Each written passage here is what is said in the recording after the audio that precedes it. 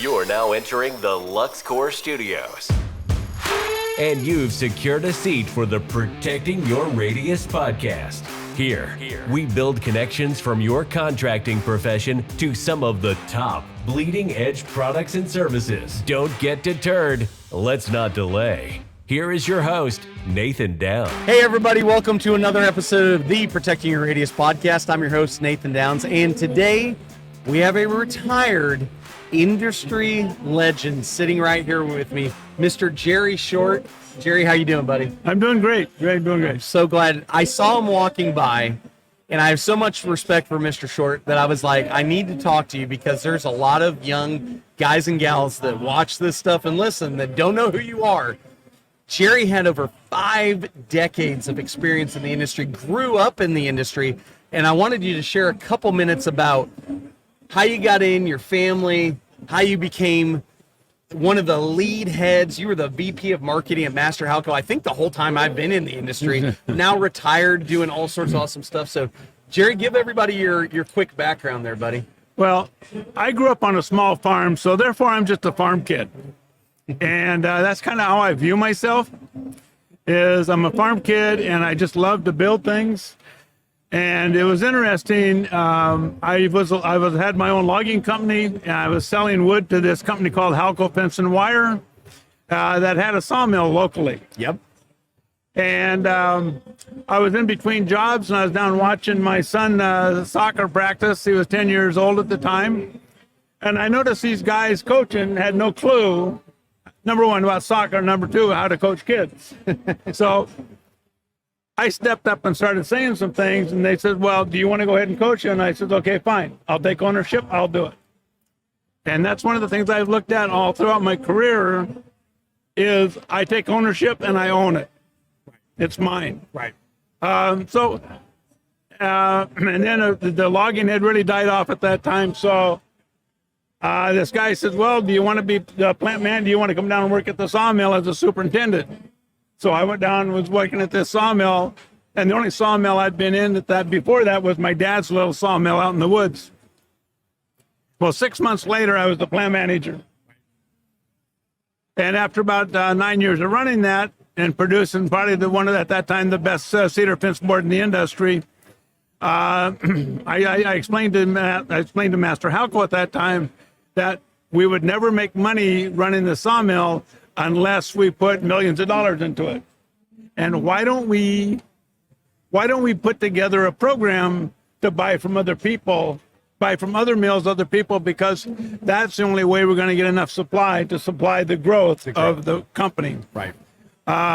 Because when I shut the old sawmill down, they asked me what I was going to do. And I explained to them, I said, well, I was looking for a job when I came here, so I'm going to go look for another job. And they said, don't do that. What we want you to do is travel the United States and Canada, visit every branch, visit contractors, and learn about the wood fencing industry throughout the United States and Canada. So for 2 years, that's what I did. And I had a complete market analysis of the whole wood industry in the United States and Canada of all different products, whether it be southern pine, western red cedar, redwood, northern white cedar, spruce. I had gone through all of that material. So I went back and presented that to the board of directors, and they said, okay, now what we want you to do is to run a wood department for Master Halco and then grow it. So we took that program from about $3.5 million to $80 million in 10 years. Jeez. And then we had some changeovers. And since I love to build things, I had built displays and different things, and they wanted me to go do a photo shoot. So I was doing that, and then suddenly things happened, and now the next thing they're asking me is about going into marketing. I knew nothing about marketing. Except one of the things that I had learned in visiting a customer in Kansas City after we shut the sawmill down. I was visiting this customer with the VP of Sales and Marketing for Master Halco, and he asked one of those open-ended questions like, what more can we do for you? And he says, well, start that mill back up. That was the best board in the industry. There was no waste. I had no issues putting that product up. It was great. And he looked at him and said, well, and the branch manager there at that time said, well, no, you told me it was too expensive. He said, oh, no, I was just teasing you. He says, I wanted something that I could put up that had value for my customers that I could use for my business to grow my business. And I've lost that now. And that's right there was when I learned what marketing was. Yeah. It's telling a story with value that people will understand, and they will understand that value, and then they will pay for that value. Absolutely. And that's the message that, to me, that I try to bring to the industry. Yep. When I talk to people is how critical it is to have that story and to be able to show the value of that product. Exactly. Because, Jerry, one thing I think a lot of people don't understand is very often our consumers are saying something's expensive, and it really nothing's ever expensive. It's only expensive in the absence of value, truly. Like we look at our phones and stuff like that. You know, I would have told you years ago that I'd never spend $1,500 on a phone, but now it's the value of the phone and what it does for $1,500. I have to do that every 2 years instead of turning around and saying, well, I'm never going to spend that money on that, right? But there's correct. such a value there driven because of what do I use it for? I use it for personal use. I use it for business use all day long, all night long, and all that stuff. So I think that's really apropos to when we're talking about products, when we look at the different vendors and look at what you guys have done over at Master Halco, what you did with the Altas and stuff like that. I mean, there's so many things that you guys have positioned yourself to be a leader with value, as opposed to just be a leader with something that fulfills what we think the market wants. Correct. Correct. And we're actually going to be talking here shortly with Alex from Wood Defender. You know, you guys are selling the new Pro Stain, that oil finish, the Pro Oil. The Series 200, Yep. Directly from all the Master Halco branches and stuff. And as we say this, I guess we should have put a little disclaimer or caveat. Do you still represent Master Halco since you're retired and don't work for him? Or I'm like...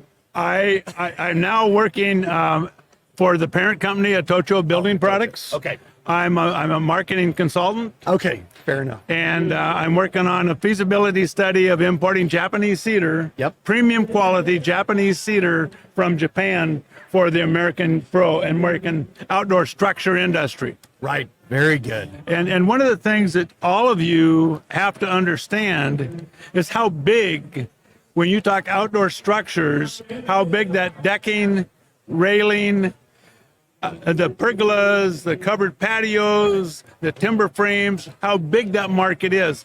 That's a $14.5 billion a year market that's growing at 6 to 7% compound annual growth rate per year. Jeez. So there's a tremendous amount of opportunity here. And also when you go into the timbers and things like what we're working on, there's a lot of profit opportunity and quality opportunity and a values proposition that you can really sell to develop value to your customers. I mean, I'm looking at, from our booth here, Jerry, we could see that pergola you built. And I think there's a couple benches over there that you personally built back at home. Correct. Is that right? Yeah. So if you're at the show and you come by the Master Halco booth, there's some nice, pretty wood benches over there that Mr. Short put together himself. But you just mentioned the timber industry and the other outdoor products and outdoor living space and stuff. What about the fence industry? What like analytics and metrics have you guys seen today? Where are we at as an industry as far as size from what you're aware of it being? Well, to me, the fence industry is all about safety and perimeter safety. And there's so much more of that need now. Sure. And you can see it here at the show, that expansion into those areas. So there's a tremendous opportunity for people in a lot of different areas. Sure. It's not just, say, your perimeter, your residential fencing or your commercial fencing. There's a lot of other areas when you get into the security and additional products that are coming out, new innovations. Right. I was just over talking to Brad at FenceTech and the new innovations that he's coming up with. Yeah. And there again, it's staying with a premium quality value proposition that people will understand and pay for. Yep, Absolutely. Absolutely. Well, Jerry, I appreciate you stopping for a minute over here. I want to tie this thing up, wrap it up, put a bow on it. 2024, you're retired, but you're still consulting, so we can ask you this question. What do you see? What is your feeling about the industry today? I mean, what do you see out there? You kind of mentioned before we got on air here, just about what some of us are doing with these podcasts and different information. But what do you see for the young professional that's out there today? How do you view this thing? Maybe today, how it is today compared to how it was 50 years ago. What I look at is there's so much more communication. And I watch your podcast, I watch Joe's podcast, and I see this information coming right from the source. Right. So there's a tremendous amount of information. If you need information, that you can go get this information.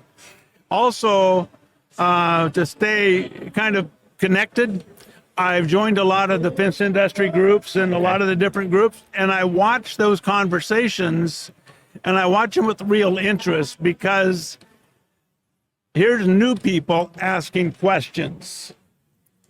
And they're asking questions. How do I do this? How do I grow my business? What kind of permits do I have to get? And things like that. And I see the other people, such as yourself and others, that are actually giving them good advice. They're giving them good advice, how to start their company, how to run their company, and how to grow it. And I see that being such a melting pot, if you will, of information, because recently I have been asked to talk to an investor, and that's one of the things I was going to say is, if you really want to learn about the fence industry and where it's going and some of the key things that are going on, follow some of these groups, because there's so much information from good people that really talk about the quality, and it's good quality information of how to grow your business or how to do different projects, and then they show the results of it. And so being that, I think that is some of the big changes, and I see a lot of that here. There's just a lot more, the message is more communication. And the more communication you have, the more informed you are, and the better you are at what you're doing, and so therefore it enhances the industry as a whole. Absolutely. How excited are you for the industry today compared to the past? Even though you're retired, I get it, but I mean... At my retirement party, I stated this 2 years ago, that if I could have a wish, I would love to be 25, because the opportunity there in fencing would be so great. Oh my gosh. To go out and really grow with the industry, because to me, the industry raised me. Right. Yep. And so I look at it as a place where you can raise your family, you can have a good income. Yep. And you're around good people. Yeah, It's all salt of the earth people, and that's where, and to me, that's where I wanted to be. Yep. Me too. Me too, man, Jerry. That's so true. My wife and I were just having that conversation the other day. We had some friends ask. They said, "What's your biggest regret?" 2 years into owning our own company now, full time and everything. And my wife piped up and she goes, "Our biggest regret is that we didn't do this sooner." And I'm like, "Amen." She's not wrong. So, Jerry, what a pleasure to have you on. Man, like I said, Jerry Short is an industry icon. I've respected this man for so long. I'm glad you got to hear a little bit about his story. Hey, if you're at FenceTech, come by the Master Halco booth. You got to talk to this guy. He knows everything. I will toot his horn for him. So come check him out. Come check out the whole team over at Master Halco, maybe how they can help your business today. And guys, we'll see you on the next episode. You've been listening to the Protecting Your Radius podcast from the LuxCore Studios in Bixby, Oklahoma.